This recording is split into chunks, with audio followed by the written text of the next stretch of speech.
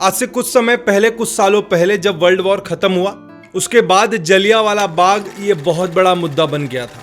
और कहीं ना कहीं जलियांवाला बाग इस कहानी के बारे में आधा हिंदुस्तान नहीं जानता है, ना किसी ने उस दृश्य को देखा है। लेकिन केसरी चैप्टर 2 ने उस दृश्य को हम सभी को दिखाया। कहीं ना कहीं सेंसर बोर्ड को ध्यान रखते हुए हमें जलियांवाला बाग वो दृश्य दिखाया जितना उन्होंने सेंसर बोर्ड को ध्यान रख के दिखाना चाहिए था, उतना दिखाया। हाल ही में मुंबई के एक इवेंट पे अक्षय कुमार ने कहा था कि भाई मैं आप सभी से रिक्वेस्ट करता हूं कि फिल्म के शुरुआत के 10 मिनट कोई मिस नहीं करेगा। और वाकई वो शुरुआत के 10 मिनट आपको मिस नहीं करना है, क्योंकि उस 10 मिनट में आप सभी को जलियांवाला बाग के वो दृश्य दिखाए गए हैं जो आपके रोंगटे खड़े कर देंगे और कहीं ना कहीं आपकी आंखें नम कर देगी।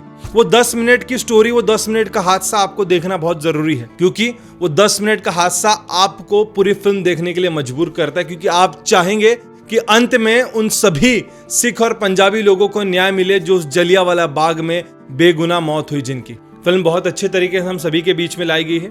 करण सिंह त्यागी ने एज एन डायरेक्टर के तौर पर डेब्यू किया, लेकिन आप सभी को कहीं से नहीं लगेगा फिल्म देखकर कि किसी डेब्यू डायरेक्टर की फिल्म है। करण सिंह त्यागी ने जान डाल दी फिल्म के अंदर में। फिल्म पूरी जब आप देखेंगे तो फिल्म के जो गाने हैं और बीजीएम है आप सभी को जोड़ के रखेंगे।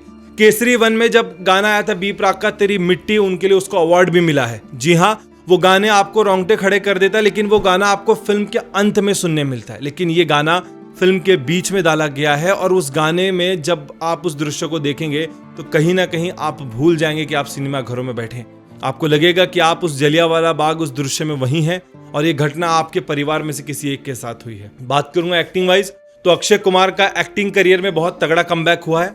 अब जब बॉक्स ऑफिस कलेक्शन के रिकॉर्ड बनाएगी ये फिल्म तब साबित होगा कि भाई अक्षय कुमार का एक बड़ा कमबैक हुआ है। लेकिन हाँ, उनकी फिल्म सेल्फी जब आई थी हम सभी के बीच में, उसके बाद और भी उन्होंने ऐसी ढेर सारी फिल्में की जहां पर उनके एक्टिंग को लेकर ढेर सारी चर्चा की गई। कहीं ना कहीं उनको कहा गया कि भाई वो मूंछ लगाकर नकली एक्टिंग करते हैं। बहुत सारे अलग अलग अंदाज में उनकी एक्टिंग को ट्रोल किया गया। लेकिन यहाँ पर अक्षय कुमार ने अपने एक्टिंग से साबित किया कि वो एक एक्टर है, जब फिल्म सीरियसली करे तो भाई मानना पड़ेगा। और ऑडियंस की पब्लिक रिव्यूज की बात करूं तो कहीं ना कहीं मनोज कुमार जी जो हाल ही में हम सभी को छोड़कर चले गए, उन्हें भारत कुमार कहा जाता था। उन्होंने इस तरीके की पैट्रियोटिक फिल्में की हमारे देश के ऊपर में।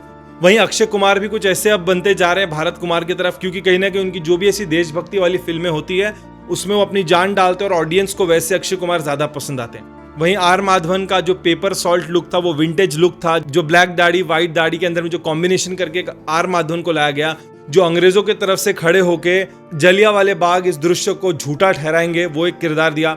वहीं अनन्या पांडे जिसके एक्टिंग को ट्रोल किया जाता था, उसने इतना बड़ा बीड़ा संभाला। अक्षय कुमार है, उनके असिस्टेंट के तौर पर हमें नजर आएंगी। जी हाँ, इन तीनों कलाकारों ने मिलकर बहुत ही तगड़ा काम किया। दिलजीत कौर, अनन्या पांडे इस किरदार को संभाल रही है।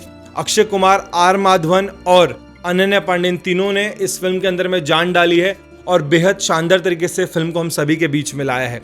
जलियांवाला बाग इस कहानी को समझने के लिए केसरी 2 से बेहतर कोई फिल्म नहीं हो सकती, मुझे ऐसा लगता है। फिल्म के पहले पार्ट की बात करूं तो पहले पार्ट में आप सभी को जलियांवाला बाग दृश्य दिखाया जाएगा। आर माधवन, अक्षय कुमार, अनन्या पांडे, इन तीनों कैरेक्टर को स्टैब्लिश किया जाएगा, पोर्ट्रे किया जाएगा। और इंटरवल के बाद होगा कोर्ट रूम ड्रामा, जहां पर इंसाफ मिलेगा जलियांवाले बाग के उन सभी सदस्यों को, उन सभी इंसानों को जिन्होंने वहां पर अपनी जान गंवाई थी। कोर्ट रूम ड्रामा इतना जबरदस्त है, इतना जबरदस्त है, कहीं ना कहीं आपके रोंगटे खड़े हो जाएंगे और आपको उस कोर्ट रूम के हर एक डायलॉग आपके कान में गूंजते रहेंगे। इस तरीके से उस कहानी को नरेट किया है। स्क्रिप्ट वाइज कहानी शानदार है। फिल्म के बीजीएम और गाने आपको कहानी के साथ जोड़ के रखते। डायरेक्शन वाइज सुपर्ब डायरेक्शन दिया है। सभी कलाकारों ने जानदार एक्टिंग की है। फिल्म का बजट 100 से 150 करोड़ है और वो साफ नजर आ रहा है। हम सभी को हिस्ट्री में उस दौर पर लेके जाना, उस ओर लेकर जाना, मतलब कहीं ना कहीं एक बड़ी बात है। और ऑडियंस उस टाइम जलियांवाला बाग इस कहानी में जाएगी। कहानी बहुत सुपर्ब है, कहीं भी आपको डाउन नहीं लगेगा, कहीं भी आप बोर नहीं होंगे। कहानी एक पट्टी में एक लय में चलते जाती है, बहुत ही सिंपल है।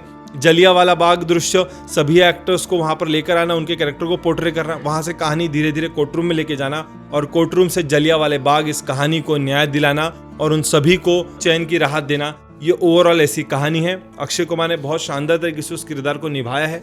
इस फिल्म को मैं 5 में से 5 रेट देना चाहूंगा, क्योंकि हमारे देश को, हमारे हिंदी सिनेमा को, हमारे देश के हर एक नागरिक को इस तरीके की सच्ची घटना पर आधारित कहानी की जरूरत है और हर कोई चाहता है कि वो ऐसी कहानी देखे। धर्मा प्रोडक्शन जब भी अपने बैनर के तले कोई फिल्म करता है तो सुपर्ब होती है और ये साबित हो रहा है, क्योंकि धर्मा प्रोडक्शन अब एक ऐसी फिल्म हम सभी के बीच में लेकर आया जिससे फिर से धर्मा प्रोडक्शन का नाम ऊंचा होगा और हम सभी के घर घर तक लहराएगा। ओवरऑल इस फिल्म के बारे में बात करना चाहूंगा तो जलियांवाला बाग इस कहानी को इंसाफ दिलाने के लिए केसरी चैप्टर 2 से बेहतर और कोई फिल्म नहीं हो सकती, ऐसा मुझे लगता है।